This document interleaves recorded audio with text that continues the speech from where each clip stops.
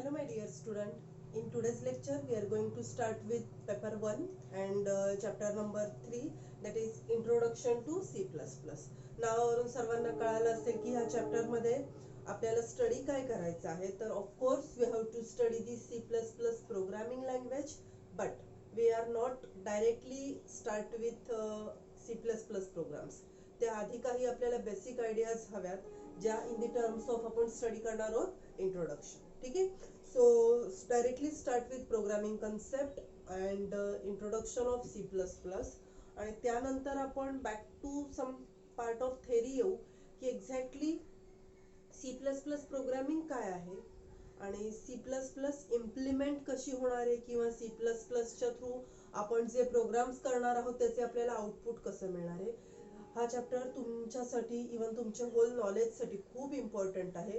Because जर 11चा C++ खूप आणि खूप छान क्लिअर असेल तर ऑफकोर्स 12चा C++ खूप तुम्हाला इझी वाटेल. बिकॉज 12च्या C++ चॅप्टरला अप्रॉक्सिमेट 42 to 43 म्हणजे 42 और 43 मार्क्स बोर्ड्सला आहेत. प्लस प्रॅक्टिकल मार्क्स तर ते आहेतच C++ प्रोग्रामिंगचे. So start with main part, that is एक सिंपल प्रोग्राम आपण स्टार्ट करूया. फर्स्ट कन्सेप्ट आहे 3 मार्क्सला बोर्डला क्वेश्चन असतो. मी 12चं बोलतेय. Write a syntax of C++ program. Okay, question असतो 3 मार्क्सचा. Write a syntax of C++ program, ज्यालाच तुम्ही बोलू शकता basic program of C++ language. So जेव्हा असा क्वेश्चन असेल, ऑफकोर्स जर हा क्वेश्चन जर 12थला विचारला जात असेल बोर्डला तर 11थला पण विचारला गेला असता जर एक्झाम झाली असती. ठीक आहे. So start with syntax. Syntax is what when we are writing any type of C++ program. Okay, जर कोणताही कुठल्याही पर्पजने आपण जर C++ प्रोग्राम लिहत असू तर एक बेसिक त्याचा एक फॉर्मॅट काय असेल किंवा म्हणायचं गेलं तर एक काही बेसिक थिंग्स आहेत काही ज्या नसतील तर तुमचा C++ program is always incomplete, or you can say without taking that such things your program is not completed. म्हणजे काही गोष्टी आता मी तुम्हाला अशा सांगणार आहे की त्या घेतल्याशिवाय तुमचा प्रोग्राम कम्प्लीट नाही होणार. ठीक आहे. So start. फर्स्ट तुमच्या ओळखीचं आहे सगळं, ज्याला तुम्ही आता मी बोलण्याच्या आधी सगळ्यांनी असं ॲझ्युम केलं असेल, इट्स अ हॅशटॅग. बट ह्याला फक्त काय म्हणायचं आहे, hash. Okay. So hash include angle bracket I O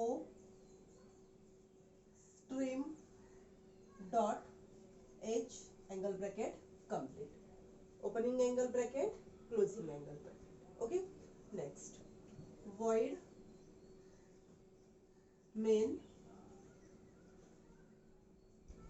empty parenthesis opening curly bracket C out 2 times less than symbol, ज्याला नंतर म्हणू आपण प्रॉपरली ॲज ए इन्सर्शन ऑपरेटर. काही नाही कळालं तरी प्रॉब्लेम नाही, कारण मी अजून काही एक्सप्लेन केलं नाही, मी फक्त लिहिते. ठीक आहे. So this is our first program. So I am giving message as first C++ program, double quotes complete, semicolon, closing curly bracket. झालं, फिनिश. असा ह्या हार्डली 4 लाईन्स जे आपण लिहिल्यात 4 to 5 लाईन्स, ह्याला तर 3 मार्क्स मिळू शकत नाही. म्हणजे जो क्वेश्चन असतो explain C++ program or explain syntax of C++ program, then you have to give syntax as well as explanation also. म्हणजे जे काही मार्क्स असतात किंवा जे काही एक्सप्लेनेशन तुम्हाला द्यायचे ते डिपेंड कशावर करणार आहे की तुम्ही प्रोग्राम मध्ये काय केलं. तर आज जर हा प्रोग्राम आपण एखाद्या सॉफ्टवेअर मध्ये टाईप केलं तर आपल्याला आउटपुट काय मिळणार आहे, first C++ program, that's it. But त्याच्यासाठी ह्या ज्या काही आपण पार्ट ऍड केला हा कंपल्सरी पार्ट आहे. हाऊ, स्टार्ट करूया आपण. बघा, first hash include angle brackets iostream dot h. iostream dot h मधला तुमच्या ओळखीचा पार्ट असेल. I means input, O is the output. Okay, so it's a input and output. Okay, IO stream means what? Input and output. And this stream means what? That stream decide flow of data. Which data? Of course input data and output data. आता एवढं तर clear माहिती आहे तुम्हाला, आपण programme analysis मध्ये study केलेलं आहे. Input means what? That input is always given by user to programme.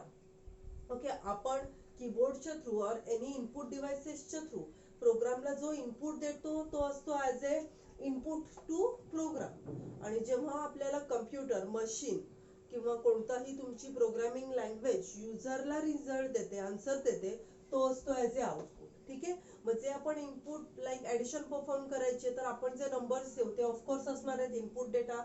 आपण पास केलेल्या नंबर्सची ऍडिशन होऊन जो रिझल्ट आपल्याला मिळेल तो रिझल्ट असणार आहे आउटपुट. म्हणजे तो कुठला डेटा झाला? Input and output data. मग ह्या डेटाचा एक प्रॉपर फ्लो असणार आहे, जो फ्लो कम्प्लिटली कंट्रोल कोण करणार आहे? कम्प्लिटली कंट्रोल कोण करणार आहे? स्ट्रीम करणार आहे. And here dot H represents it's a header file. It's a header file. Clear आहे? फर्स्ट लाईनच मी फक्त सांगितलं, that is hash include IO stream dot H. Okay बघा, hash include iostream.h. iostream.h means what? Input, output, stream.h, where iostream means what? Input, output. I means input, O is output, and stream means what? It's a special type of stream which is used to handle all the types of data in the form of input as well as output. When any input is given to program and when any output is given from program to user, then in all that data communication or in between data transfer operation, every time streams are useful because streams are completely having a capacity to handle, to decide the flow of data.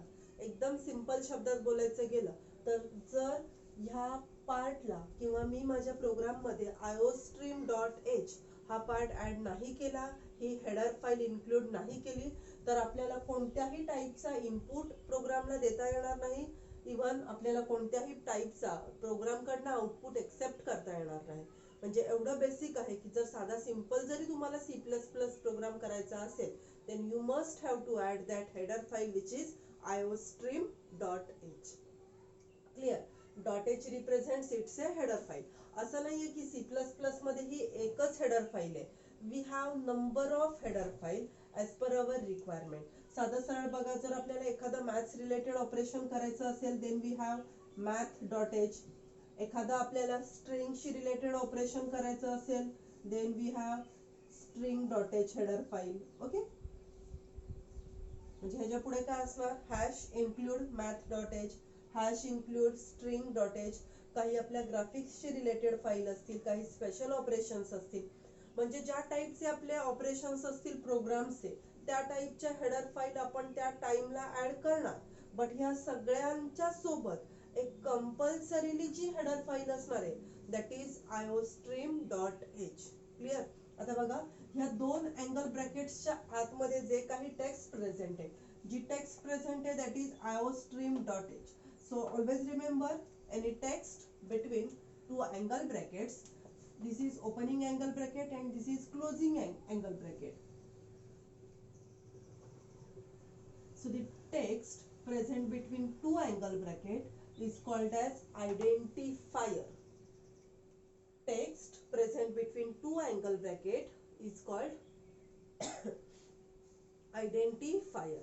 मग आता जी identifier आहे आपली ह्या दोन angle ब्रॅकेटच्या आतमधली जी identifier आहे ती आपल्याला काय आयडेंटिफाय करून देते? ऑफकोर्स ती आयडेंटिफाय करून देते की ही जी कोणतीही हेडर फाईल आहे, .h means it's a header file, ही जी हेडर फाईल आहे ती कशाला सपोर्ट करणार आहे? इनपुट आउटपुटला. In this example math.h is a text present between two angle brackets, so math.h is what? It's a identifier and it identifies that this file is supported to some mathematical operations. In the second case, string.h is becomes a identifier because it's present in two angle brackets. आणि आता string.h ही identifier किंवा text काय represent करते की string.h कशाला support करणार? Some operations on a string string म्हणजे कळालं असेल, collection of characters. A is a character, B is a character, C is a character, D is a character.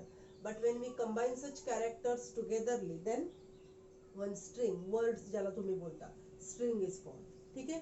So I think first line is clear to all of you.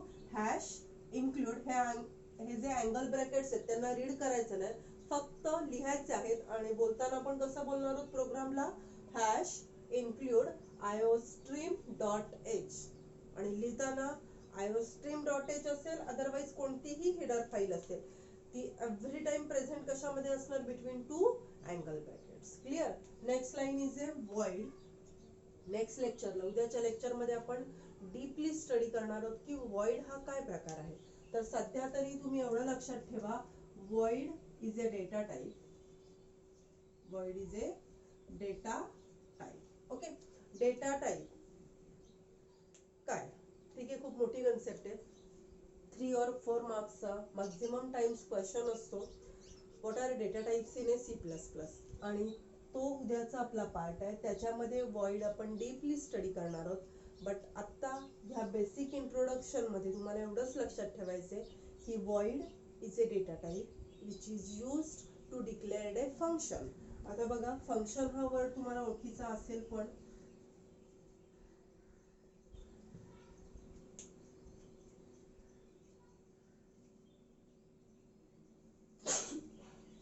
sorry, see, void is what? Void is a data type which is used for declaring functions. Okay. आणि आता main हे काय झालंय, it's a name of function. आणि तुम्हाला माहिती आहे की जेव्हा एखादा फंक्शन डिक्लेअर होतो त्याच्या सोबत एक फिक्स्ड सिम्बॉल असतो, that is rounded empty parenthesis. कोणत्याही प्रोग्रामिंग लँग्वेज मध्ये जा काही कन्सेप्ट फिक्स असतात, की जसं तुम्ही जर कधी ॲरे डिक्लेअर करत असाल, okay, then array or symbol of array square bracket. Similarly जेव्हा जेव्हा तुमच्याकडे फंक्शन्स असणार आहेत, then symbol of function is rounded empty parenthesis. Okay, or rounded parenthesis. मग आता बघा की main is what, it's a name of function and empty parenthesis represents it's a symbol of function. मग ह्या लाईनला फक्त एवढंच लक्षात ठेवायचंय की void is a data type which is used to declare a function. Main is our name of function. But आता मी काय बोलते तेवढं ऐकाल नीट, की कोणत्याही C++ प्रोग्राम मध्ये कंपल्सरीली एक फंक्शन घ्यावाच लागतो, जो असतो void मेन फंक्शन. म्हणजे ह्या void मेन फंक्शन शिवाय तुमचा C++ प्रोग्राम कंप्लीट होऊ शकत नाही. थोडंसं मी पुढे जाऊन काहीतरी बोलते, कळालं तर ठीक, नाही कळालं तर काही टेन्शन घेऊ नका. की बघा, C++ मध्ये ह्या साध्या सरळ प्रोग्राम शिवाय, बेसिक प्रोग्राम शिवाय अजून खूप ऍडव्हान्स कन्सेप्ट्स आहेत. आणि ज्याच्यामुळे आपली C++ एक advance even object oriented programming म्हणून ओळखली जाते. लाईक क्लासेस कन्सेप्ट आहेत, इनहेरिटन्स कन्सेप्ट आहेत, पॉलिमॉर्फिझम कन्सेप्ट आहेत, डेटा इनकॅप्सुलेशन कन्सेप्ट आहेत, डेटा हायडिंग कन्सेप्ट आहेत. अशा खूप खूप खूप कन्सेप्ट आहेत. फाईल अँड स्ट्रीम्स कन्सेप्ट आहेत, खूप आहेत कन्सेप्ट. बट तुम्ही कोणत्याही वेनी जा, कोणतीही कन्सेप्ट तुमच्या प्रोग्राम मध्ये इम्प्लिमेंट करा, but you must have to take one and only one main function. म्हणजे आपण ह्या लाईनला काय सांगणार आहोत, void is a data type which is used to declare a function in a C++, and main is our name of function which is compulsory function. But user can declare only one void main function into program. Clear? As common theory part, like all the functions are start with opening curly bracket and end with closing curly bracket. So similarly void main function पण open कशाने होणार, opening curly ब्रॅकेटनी, आणि end कशाने होणार, closing curly ब्रॅकेटनी. आणि या opening आणि क्लोजिंगच्या मध्ये जो काही स्पेस असेल त्या स्पेस मध्ये युजरला काय करायचं असतं, user has to perform coding part.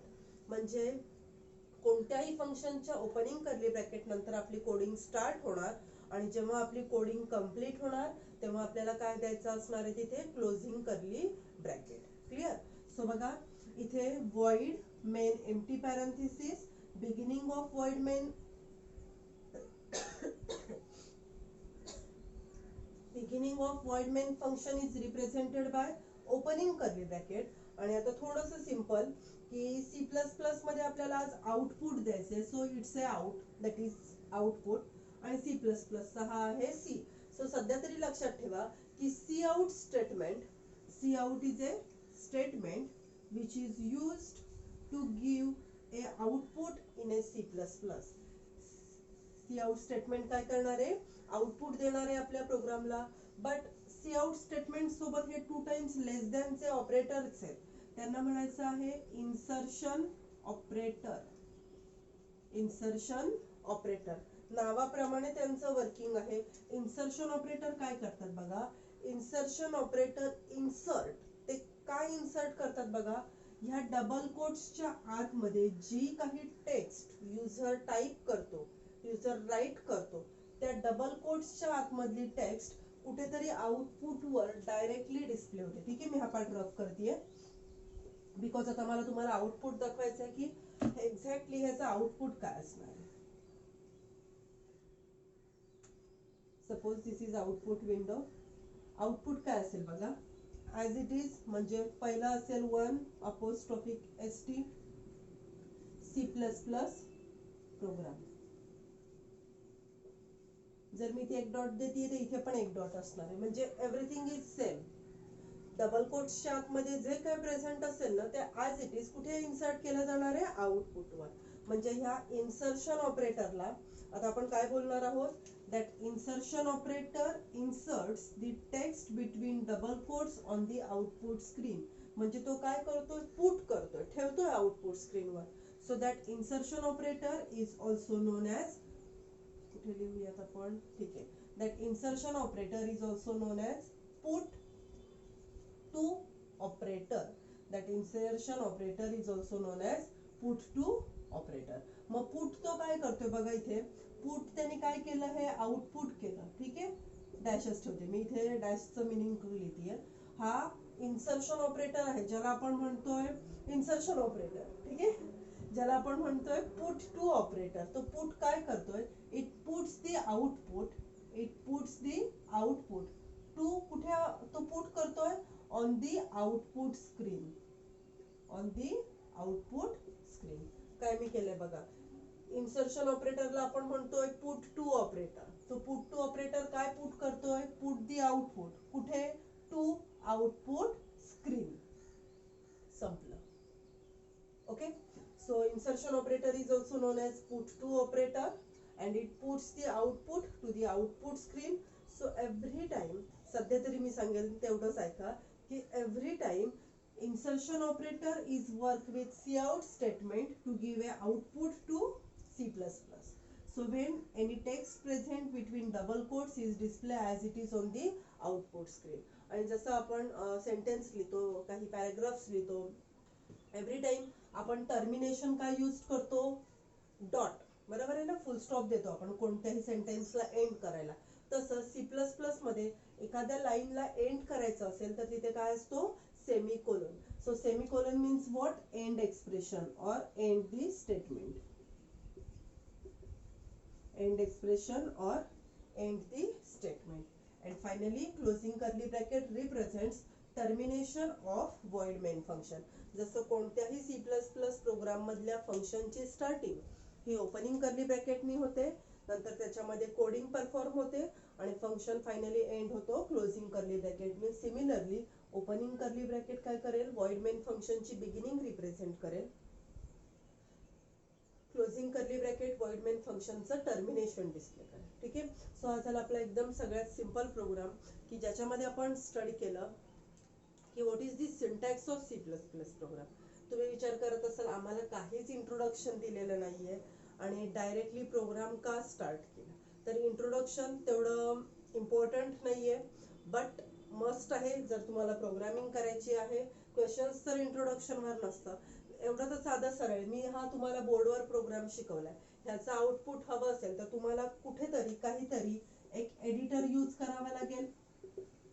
Programme typing साठी एक प्लॅटफॉर्म तर लागणार आहे ना कम्प्युटरमध्ये. असं आहे का कम्प्युटर ओपन केलंय आणि कुठलीही फाईल ओपन केलं त्याच्यात टाईप केल्याने आपल्याला आउटपुट मिळेल? No, not at all. म्हणजे त्याच्यासाठी आपल्याला काय करायचंय, कंपल्सरीली एक एडिटर यूज करायचंय. आपण बोरलँड टर्बो C++ 4.5 यूज करतोय. ठीक आहे. सध्या कोणीही सॉफ्टवेअर इन्स्टॉल करू नका, नेटवरून डाउनलोड करू नका, काही करू नका, नाव फक्त लक्षात राहिलं तरी बस. मग जो सॉफ्टवेअर आपण घेतो टर्बो C++चा, त्याच्यामध्ये आपण काय करणार, आपल्याला जो रिक्वायर्ड प्रोग्राम आहे त्याला टाईप करणार. प्रोग्राम टाईप केला, टाईप केल्याच्या नंतर प्रोग्रामला आपण काय करणार, सेव्ह करणार. आता तुम्हाला सगळ्यांना माहिती आहे की कोणतीही एखादी फाईल असेल, प्रत्येक फाईलला त्याचं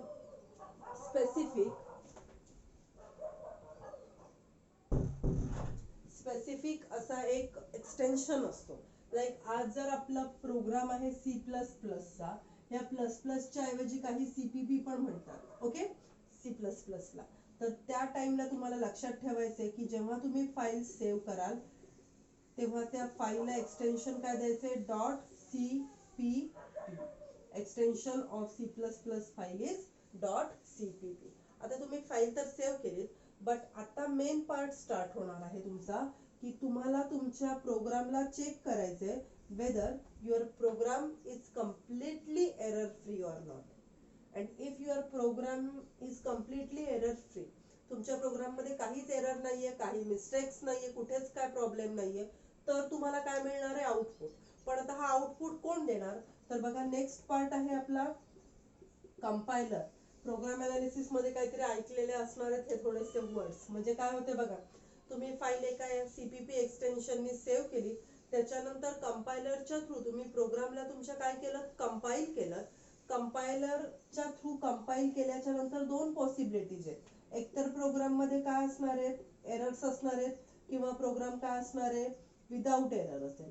जर प्रोग्राम मध्ये एरर असतील तर तुम्ही तुमचे एरर सॉल्व्ह कराल by using help of compiler. Compiler तुम्हाला हेल्प करणार म्हणजे लाईक सांगणार आज एरर 4 नंबरच्या लाईनला आहे, मग तुम्ही जाऊन चेक करायचं 4 नंबरच्या 1 2 3 4 नंबरच्या लाईनला तुमचं काहीतरी मिसिंग झालंय, काहीतरी एक्स्ट्रा आलंय, ती एरर सॉल्व्ह करायची. आणि जेव्हा तुमचा प्रोग्राम विदाउट एरर होईल तेव्हा तुम्हाला लास्टला काय मिळून जाणार आहे, आउटपुट मिळणार आहे. आणि इथे फायनली आपलं स्टॉप होते. हे एवढं काही कळालं नसेल तर एक साधं सिंपल आहे का, की to perform a C++ programming we must have to use any type of software. Okay, and we are using turbo C++ software. So first step, we are typing that whole program in our software, then we have to save that file by using .cpp extension, and after saving that file properly we have to compile our program to check it's correct or not. If our program is correct, then compiler gives the output to user. If there are some mistakes, some errors into program, then compiler shows that errors to user and user must have to correct that errors. म्हणजे आतापर्यंत आपण जे काय study केलं programme, ते सगळं आपल्याला कुठे टाईप करायचं असणार आहे, एका एडिटर मध्ये, एका सॉफ्टवेअर मध्ये. ठीक आहे. सो हा झाला बेसिक पार्ट.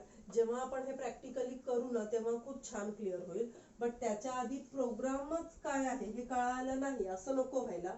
सो जेवढं काही आपण बेसिक प्रोग्राम मध्ये पाहिलं, सगळ्या कन्सेप्ट प्रॉपरली क्लिअर पाहिजेत. एक बेसिक सिंटॅक्स बोलायला गेलो तर आपण काय बोलणार, hash include iostream.h void main empty parenthesis opening curly bracket cout insertion operator double quote first C++ program full stop double quotes complete semicolon and closing curly bracket. Okay. So हा झाला आपला program, की म्हणजे exactly how to read the program. आणि explain करताना start कुठून करणार आपण, from hash. Hash is a symbol which is used to include any type of header file into the C++ program.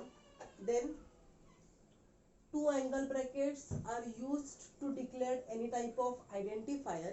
So when any text is present between two angle bracket is known as identifier, which identifies exactly working of particular header file. Clear?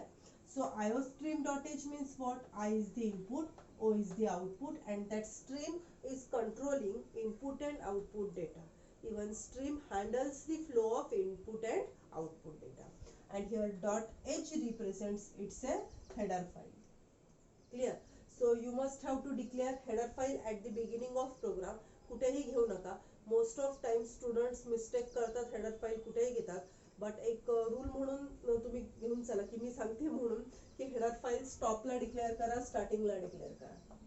Next, void is a data type which is used for declaring a function in a C++. Main is one and only one which is compulsorily function of a C++ program, and empty parentheses are symbol of function. Then here opening curly bracket represents beginning of function. Cout statement is used to give a output. Insertion operator is work with cout statement. That insertion operator is also known as put to operator. इथे पूर्ण लिहिते नाहीतर तुमच्यात काहीतरी misunderstanding होतील बघा. Insertion operator is also known as put to operator. तुम्हाला हे एवढंच सांगायचं आहे. बट तो put काय करतोय हे मी तुम्हाला एक्स्ट्रा एक्सप्लेन करते. That put to operator, how it works, it puts the output to the output screen. Okay, next. Double quotes and double quotes means first double quotes represents it's a beginning of your output, and last double quotes represents it's a termination of your output. So any text, any message तुम्ही इथे जसं type कराल that everything is display on the output screen. And finally at the end of line we are giving a semicolon. That semicolon represents termination, end statement. Okay, so C++ program ला terminate करायचं असेल एखाद्या line ला तर तिथे काय use करायचे, semicolon. And finally closing curly bracket represents it's a termination of void main function. Clear? So हे होतं एक basic introduction of C++ program. And finally our first lecture of C++ is complete.